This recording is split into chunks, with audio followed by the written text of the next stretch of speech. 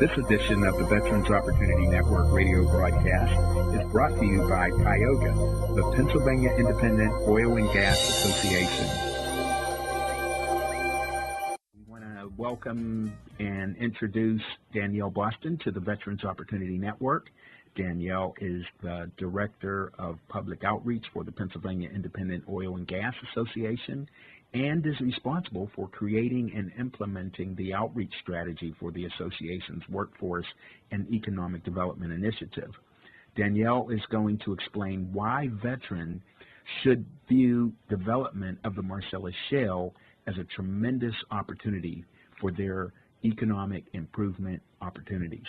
Again, Danielle, welcome to the Veterans Opportunity Network.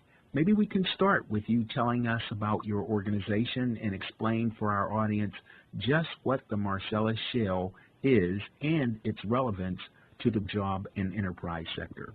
Thanks, Stan, for having me on the show today. As you mentioned, I represent the Pennsylvania Independent Oil and Gas Association.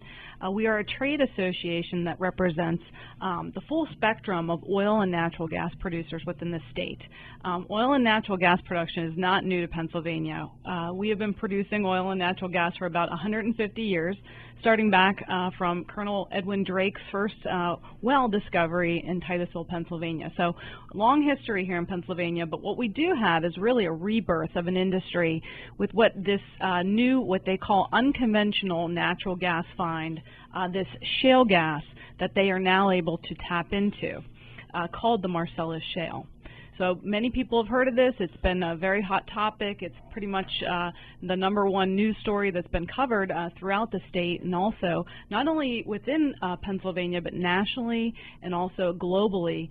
This Marcellus and the natural gas find that we have here has really been, a focus of a global effort here. Well, two things. First of all, what is the Marcellus Shale? Sure. Good question. I mean, people would come up to me and they said, this Marcellus Shale thing, it's like, but what is it? Yeah. It's a rock formation that has been, formed millions of years ago. It's approximately anywhere from 6,000 to 9,000 feet below the surface of the earth. It's a very dense rock, and we actually have been drilling through it for years, but until we've had some advances with technology and some advances with hydraulic fracturing, we now can break open this shale, which will release the natural gas and come back up. The Marcellus Shale has been, again, like I said, known for millions of years.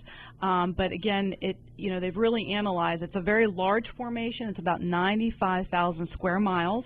It starts in New York State, runs about 60% through Pennsylvania, West Virginia and Ohio, and a little bit into Maryland. So it's a very large natural gas find. Now, is this similar? You mentioned Colonel Drake, and I read the book The Prize.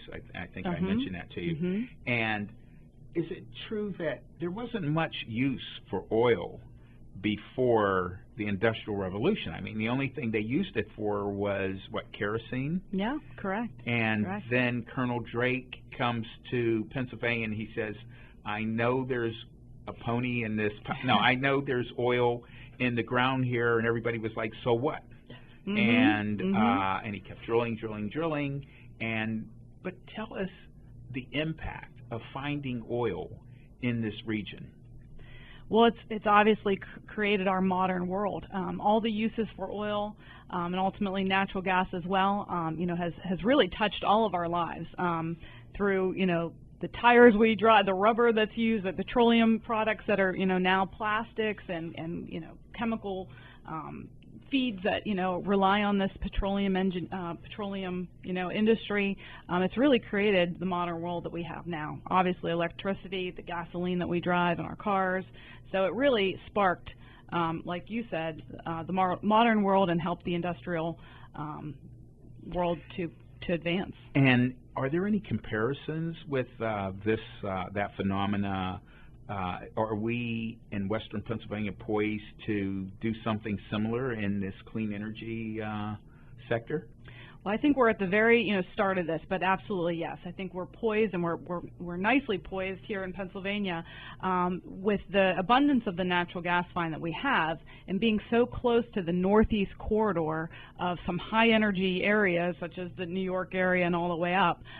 We feel that because of the potential that we have here, this Marcellus shale, they're projecting, could hold about 500 trillion cubic feet of natural gas.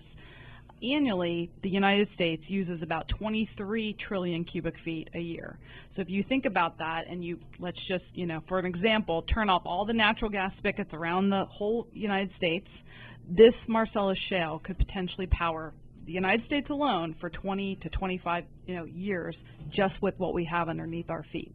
Now, some people would think that, okay, natural gas, I don't know about you. I cook with electric, okay, but that's nothing against gas. I like to cook with gas. You get better food, right?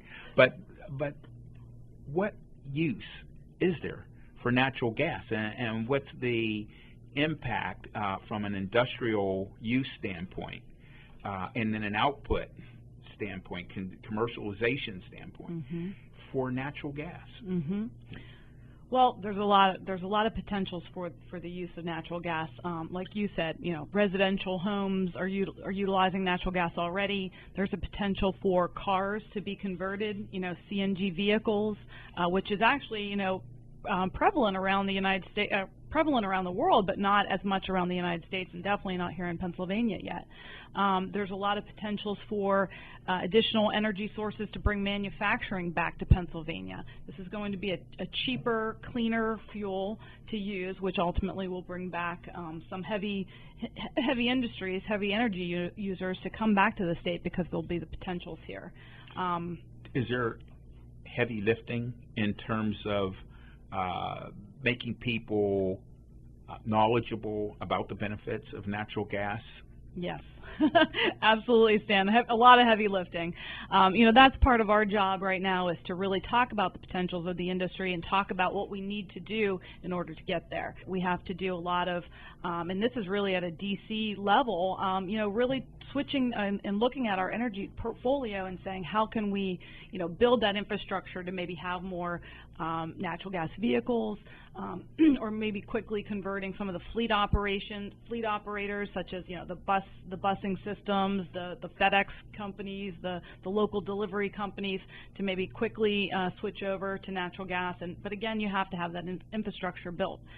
There's a lot of discussion and some vision of maybe having natural gas fueling stations along the turnpike. That would be helpful.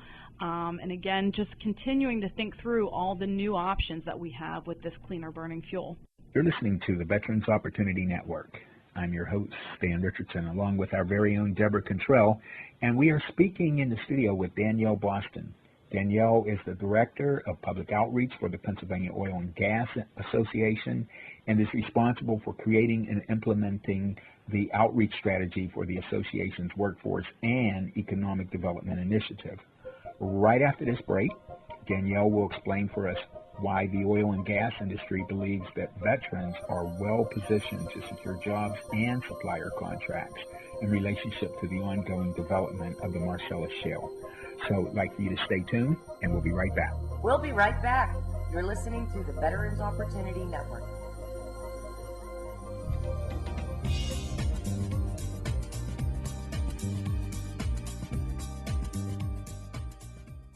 This segment of the Veterans Opportunity Network was brought to you by PIOGA, the Pennsylvania Independent Oil and Gas Association.